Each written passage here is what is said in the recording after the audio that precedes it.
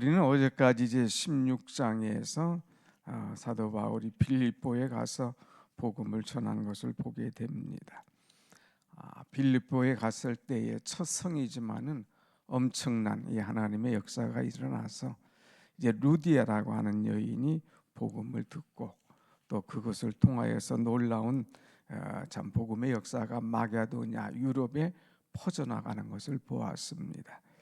또 하나는 귀신 들린 여인을 이제 고쳐주면서 오해를 받고 옥에 들어갔지만 그 속에서 하나님을 찬송하고 기도할 때에 또 풀어지는 역사, 또 그들이 노임받고 자유하게 되는 역사, 그것을 본 간수들이 자결하려고 할 때에 그들에게 예수 그리스도를 증거하는 역사. 그래서 그들이 다 복음을 듣고 이제 온 집안이 하나님 믿고 기뻐하고 세례받는 그런 역사를 보았습니다. 자, 이들이 이제 빌립보 지방을 떠나서 다음 지방으로 가게 되는데 거기는 어디냐? 데살로니가라고 하는 곳으로 가게 됩니다. 이 데살로니가는 이제 그리스에서 그리스 아테네 다음 두 번째 되는 큰 도시입니다. 이 데살로니가에 가서 사도 바울이 복음을 전하는데 어떻게 전하느냐 하면은 이제 1절 말씀 보면 그들이 암비볼라와 아볼리아로 다녀가 데살로니가 이르니 거기 유대인의 회당이 있는지라 그랬어요. 바울의 루틴이 있어요. 관습이 있어요. 습관이 있어요. 바울은 어디 가든지 회당을 먼저 찾습니다. 왜? 거기에 사람들이 모여 있거든. 교회가 아닌 이제 교회가 없으니까 그들은 유대인들은 모인 데마다 마을에 회당을 짓는다고 그랬잖아요. 그러니까 회당 거기에 가서 이제 사람들을 만납니다. 그리고 2절의 말씀 보면 2절 같이 봅시다. 시작. 바울이 자기의 관례대로 그들에게 들어가서 새 안식일에 성경을 가지고 강론하며 그랬어요. 바울이 그들에게 가서 관례대로 평상시 하던 대로 그들에게 가서 새 안식일 그러니까 3주 동안 성경을 가지고 강론했다고 그랬습니다. 바울은 가서 다른 말 하지 않았어요. 성경을 가지고 강론하는 그런 하나님의 말씀을 전하는 전달자이죠. 여러분 설교를 두 가지로 패턴을 볼 수 있어요. 하나는 이제 주제 설교를 한다든가 하나는 제목 설교하는 거예요. 또 하나는 강해 설교하는 거죠. 그래서 하나님의 말씀을 가지고 우리 성경을 쭉 풀어나가는 거예요. 이제 제가 하는 스타일은 이제 강해 설교하지 않습니까? 성경 말씀을 가지고 그것을 이제 늘 하나님의 뜻을 풀고 그 안에 있는 신비하고 오묘한 비밀들을 밝혀내는 것. 이것이 이제 강해 설교인데 여기 강론하며 그랬어요. 3절 말씀 보면 같이 봅시다. 3절 시작. 뜻을 풀어 그리스도가 해를 받고 죽은 자 가운데서 다시 살아나야 할 것을 증언하고 이르되 내가 너희에게 전하는 예수가 곧 그리스도라 전하니 그랬어요. 하나님의 말씀을 풀어줬어요. 여기 보면 뜻을 풀었다 그랬어요. 그래서 하나님의 말씀 뜻을 풀었는데 하나님의 말씀의 핵심이 뭐냐? 그리스도가 고난을 받는 거예요. 왜 고난 받느냐? 우리의 죄 때문에 고난 받는다.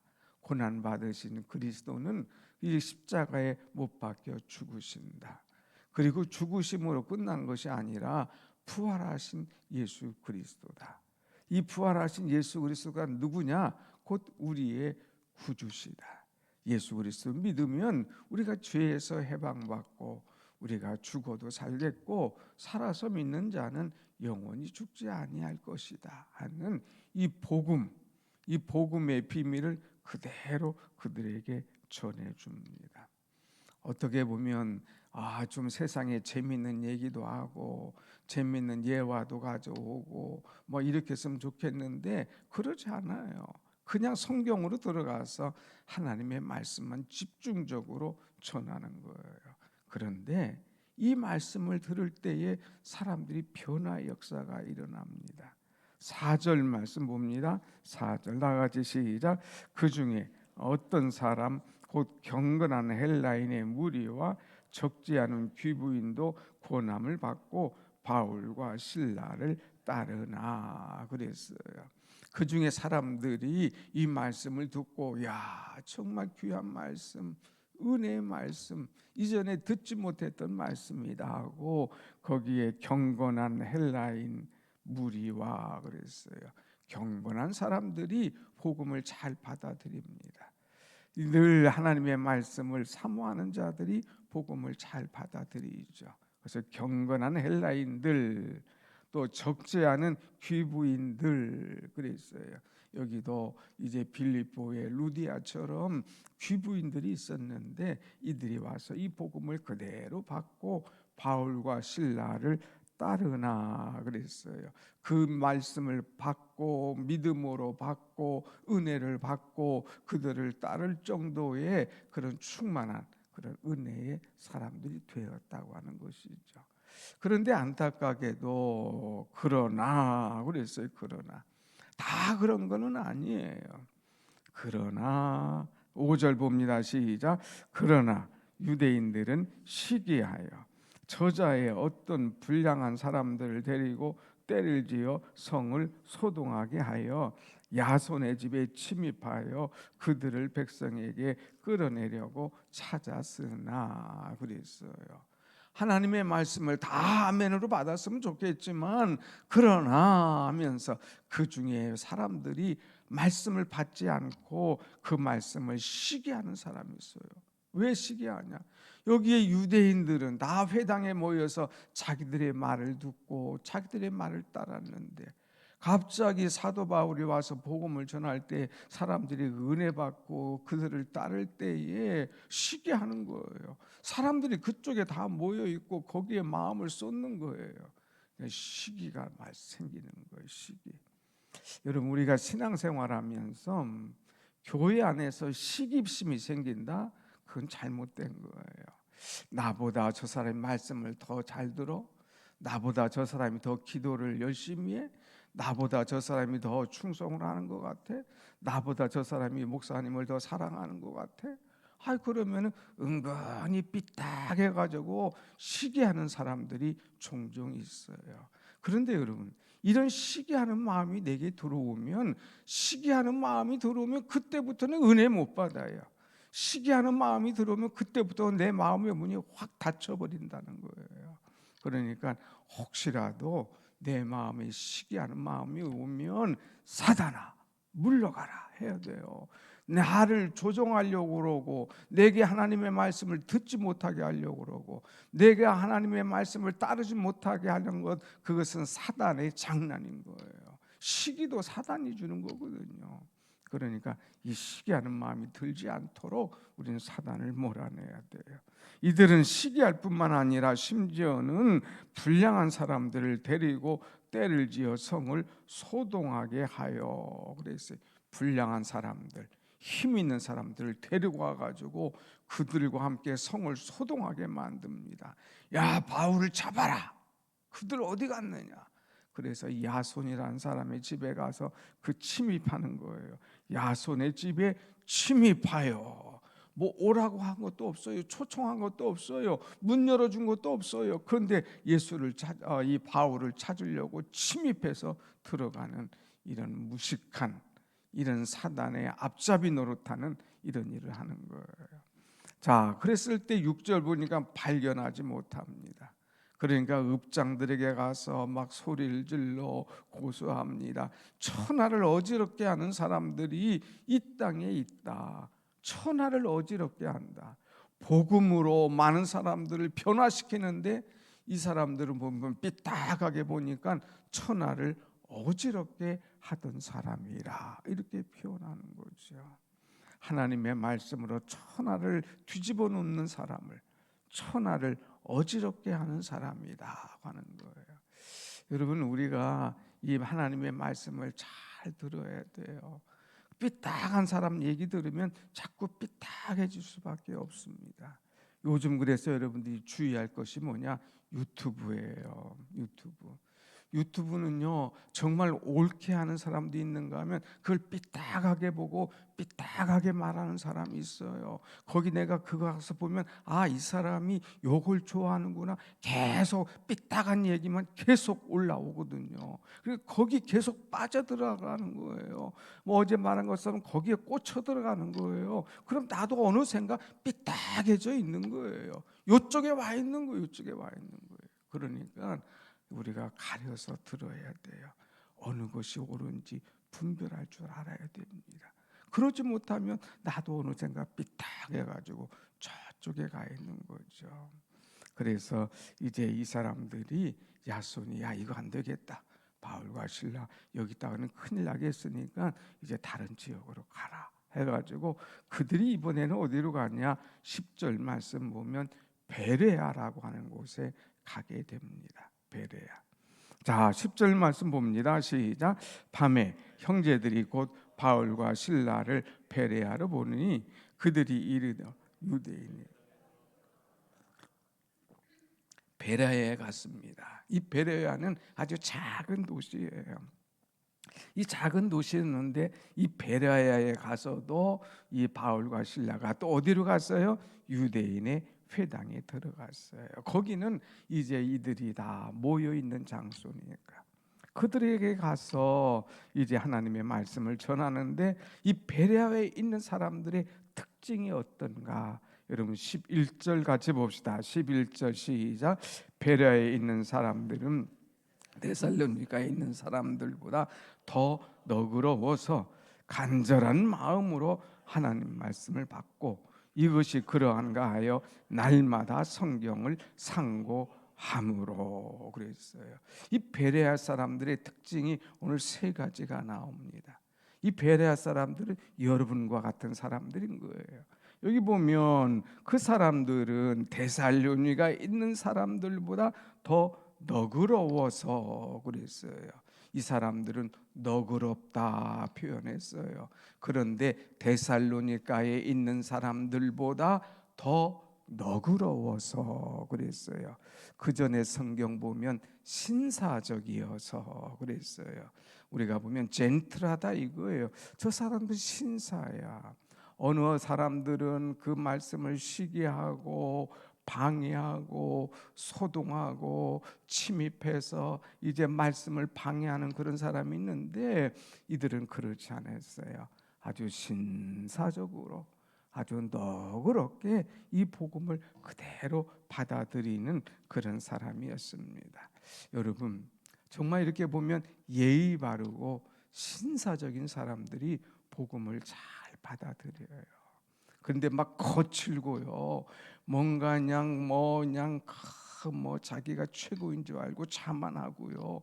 그런 사람들은 복음 들어가기가 굉장히 어렵습니다. 여러분들은 얼마나 신사적이에요.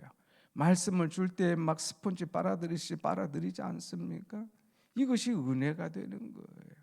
우리는 하나님의 말씀을 신사적으로 너그럽게 이렇게 잘 받아들여야 됩니다.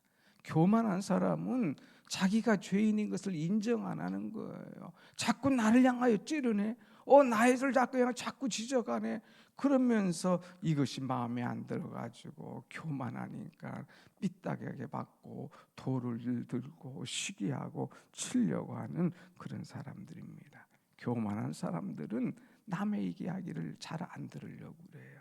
근데 신사적인 사람들은 잘 듣는 거예요. 그 다음에 잘 듣고 신사적인 사람이 뿐만 아니라 그 다음에 뭐라고 그랬어요? 간절한 마음으로 말씀을 받고 그랬어요. 간절한 마음이었다. 간절한 마음으로 말씀을 받고 그랬어요. 그냥 한 귀로 듣고 한 귀로 흘러가는 게 아니에요. 간절하게 이 말씀을 받는 거예요. 말씀 하나도 놓치지 않으려고 얼마나 애를 쓰는지 몰라요. 간절한. 우리는 말씀을 들을 때도 간절하게, 기도할 때도 간절하게, 주의 이 놀라운 하나님의 역사가 오늘도 내게 임할 것이라고 믿고 간절하게 이 말씀을 받을 때에 그 속에 하나님의 은혜가 임하는 줄로 믿습니다. 아멘. 그래서 여러분에게 누누이 강조하지만 하나님의 말씀은 귀로 듣는 게 아니라 눈으로 듣는 거다. 하나님의 말씀은 귀로 듣는 게 아니라 마음으로 듣는다 하는 말씀을 수없이 얘기했어요. 눈과 눈이 마주쳐야 돼요. 눈동자 하나도 놓치지 않으려고 목사님이 손을 어떻게 하나, 오늘 말을 어떻게 하나, 이것도 하나 놓치지 않으려고 딱 그냥 집중해야 이 말씀이 들려지지. 벌써 눈이 다른 데로 가 있다? 그 마음이 간절하지 않은 거예요. 그래서 눈과 눈이 마주칠 수 있도록, 아이 컨택 할 수 있도록 이렇게 하는 거예요. 두 번째는 자세가 올바라야 돼요. 여러분 다 그냥 간절한 마음으로 지금 듣지 않습니까? 근데 주일날 보면 어떤 사람은 와서 이제 그냥 습관적으로 와 있어. 습관적으로 주일날이니까 가자 하고 와가지고 다리를 처음부터 딱 꼬고 앉아 있어요. 처음부터 팔짱을 딱 끼고 있어요. 또 뭐 핸드폰을 계속 보고 있어요. 또 뭐 그냥 전화 오면 수막 몇 번이나 왔다 갔다 했대요. 다른 사람 방해시키는 거예요. 그런 사람은 말씀을 간절하게 받고 사모하는 마음이 아니에요. 은혜가 없어요. 심지어는 다른 사람까지 방해하죠. 근데 여기는 이 사람들은 뭐라고 했어요? 간절한 마음으로 들을 때에 하나님의 역사가 일어나는 것을 이들은 알고 말씀을 간절한 마음으로, 이것은 지금 주의 종을 통하여서 하나님께서 내게 주시는 말씀이다 하는 것을 알고 간절하게 이 말씀을 받는 그들의 모습을 보게 됩니다. 사랑하는 여러분, 늘 어느 시간이나 말씀을 들을 때에 말씀 전하는 자에게 집중해서 간절한 말씀을 들을 때에 그 말씀이 하나님의 말씀으로 내게 와닿고 내 가슴에 새겨지게 될 줄로 믿습니다. 아멘.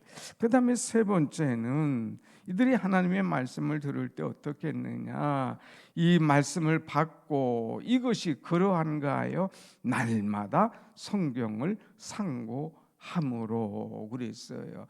이것이 그러한가 하여 날마다 성경을 상고하고 말씀을 쭉 보는 거예요. 이 말씀 은혜가 됐는데 이 말씀 조금 더 깊이 있게 보자 하면서 말씀을 더 집에 가서 보는 거예요. 그 말씀을 새겨보는 거예요. 그 말씀의 의미를 깨닫는 거예요. 더 나가서 말씀의 진도가 나가는 거예요. 말씀을 간절한 마음으로 받을 뿐만 아니라 열정도 주시고 또 진리를 깨닫고 더 말씀을 알고 싶어서 더 깊이 새겨지는 것이죠. 오늘로 말한다면 큐티하는 거예요. 오늘로 말하면 날마다 성경을 통독해 나가는 거예요.